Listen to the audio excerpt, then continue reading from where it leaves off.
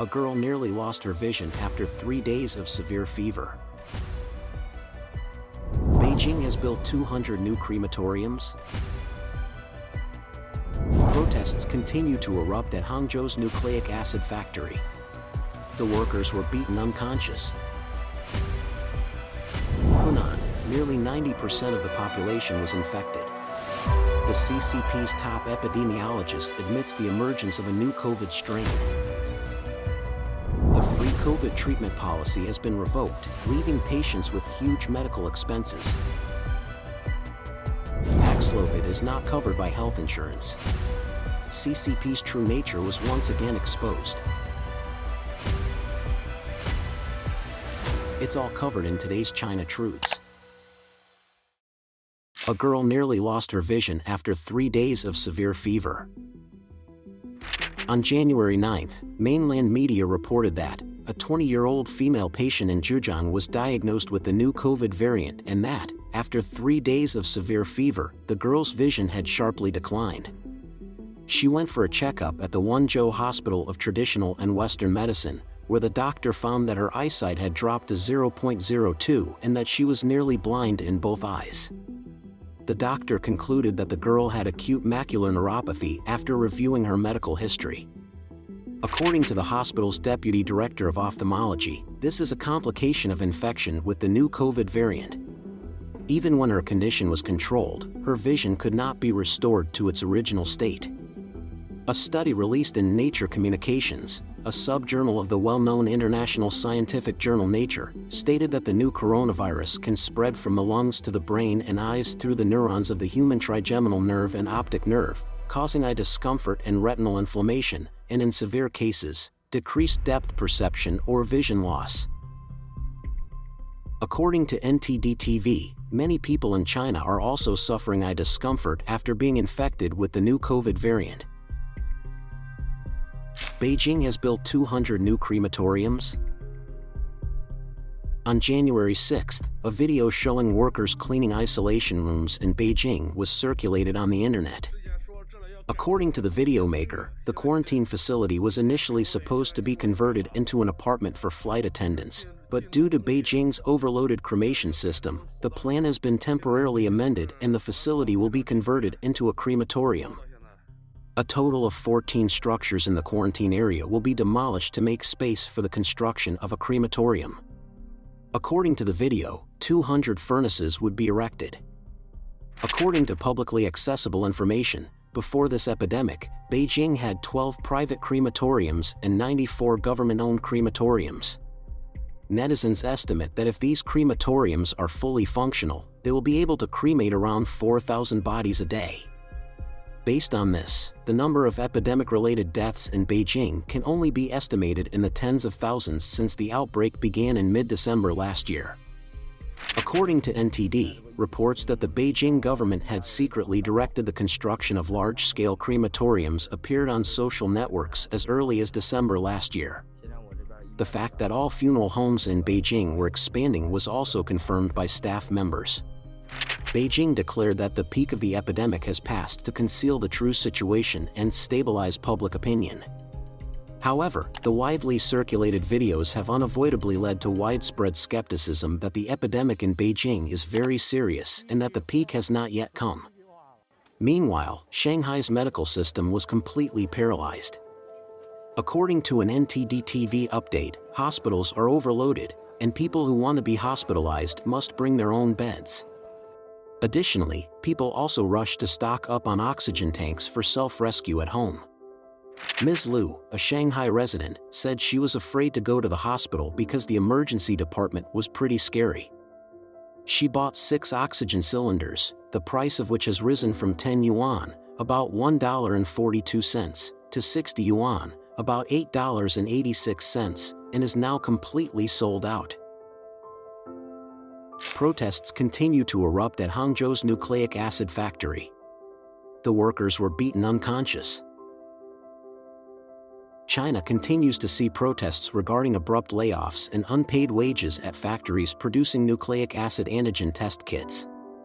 According to NTD-TV, Some videos circulating on social media showed that around 0:50 a.m. local time on January 9th, workers at Henan medical factory in Hangzhou gathered to protest and demand the promised wages and benefits.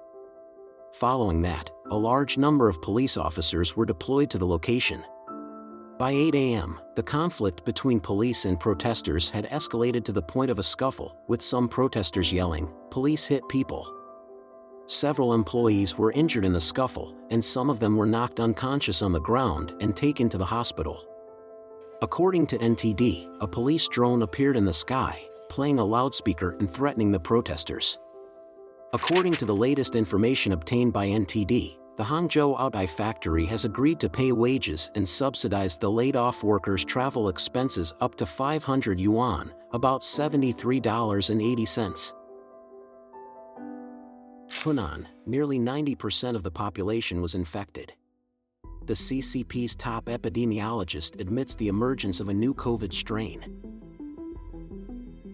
The epidemic has continued to spread throughout China's regions. According to Henan officials, as of January 6th, the province's new COVID infection rate was 89%, with 89.1% of reported cases in urban areas and 88.9% in rural areas. With a total population of about 100 million people, this rate equates to nearly 90 million people in Henan province having been infected. The Omicron subvariant BA.5.2 is the most widespread virus strain in Henan. The Global Times reported on this news on January 9th and declared that Henan province had successfully passed the peak of the epidemic based on comprehensive research and evaluation. The article instantly drew the attention of mainland netizens. One social media user questioned, "Can you tell me about the mortality rate? Herd immunity? Where does the data come from? When will China's 2022 population be announced?" Twitter account @Chinaven said, according to an estimate based on a 1% mortality rate of people infected with Omicron in Hong Kong, about 900,000 people have died from the disease in Henan. Recently, many videos have been circulating on the internet showing that funeral homes in many areas of Henan are overloaded, with many dead bodies wrapped in gold and silk bags laying around. In contrast to reality, the official website of the China CDC said that only 40 people had died from COVID as of December 1, 2022. Notably, Henan province has not reported any deaths. Additionally, according to NTD-TV, the CCP's official epidemiologist, Wu Zunyo, admitted to the media on January 8 that when the number of infections in China reaches a certain level, new mutant strains are very likely to emerge, requiring close monitoring of the current situation. The free COVID treatment policy has been revoked, leaving patients with huge medical expenses. According to NTD-TV, after terminating the zero-COVID policy, the CCP has just also canceled the policy of free COVID treatment. While an unprecedented wave of the epidemic sweeps the country, China's state-backed health insurance plans have decided to reduce or refuse COVID treatment coverage. As a result, at least 14 provinces and cities have implemented this policy, leaving COVID patients with huge medical expenses. Specifically, the cost of intensive care for COVID-19 patients in Shanghai and Guangzhou hospitals could reach 20,000 yuan per day, about $3,000. This is the equivalent of a 5-month salary for a normal city resident.